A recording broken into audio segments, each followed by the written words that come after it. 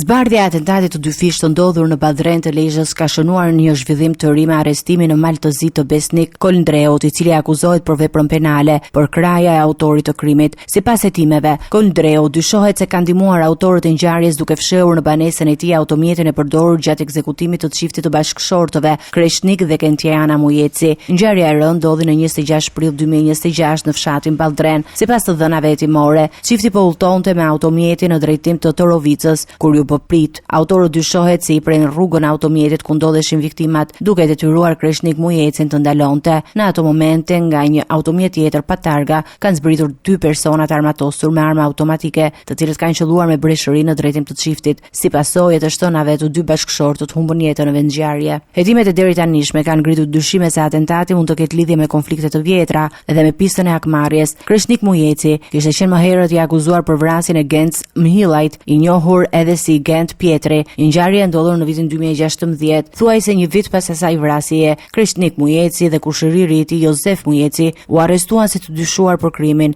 Sipas hetimeve të kohës, ata dyshohet se i kishin prerë rrugën viktimës dhe e kishin ekzekutuar pas një konflikti për motive të dobta. Megjithatë, procesi gjyqësor mori një tjetër drejtim. Në nëntor të vitit 2018, gjykata e shkallës së parë në Shkodër i shpallit pafajshëm të dy të akuzuarit. Vendimi u la në fuqi edhe nga gjykata e apelit në vitin 2019, ndërsa në tetor të vitit 2024, gjykata e lartë vendosi kthimin e çështjes për gjykim. Ndërkohë, hetimet për atentatin ndaj çiftit të Mujeci vijojnë me autoritetet që po punojnë për identifikimin dhe kapjen e personave të përfshirë në organizimin dhe ekzekutimin e krimit.